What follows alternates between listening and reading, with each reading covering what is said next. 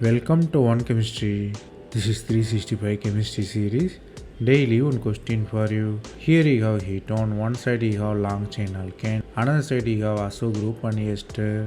You reacting with rhodium catalyst and sodium cyanoborohydrate.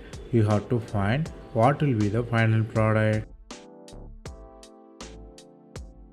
You have carbonyl group and azo group is nearby. Nitrogen is a good leaving group, so it forms carbene. So electron withdrawing group with nitrogen form carbene. The carbene has to be quenched. The carbene quenching encourages the insertion reaction. You have new 5-member ring product.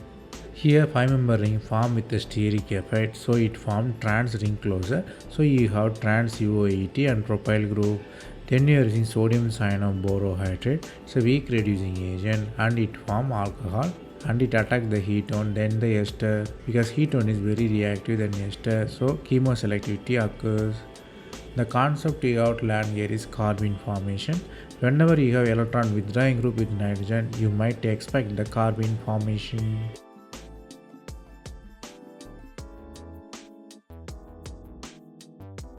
That's all from this video.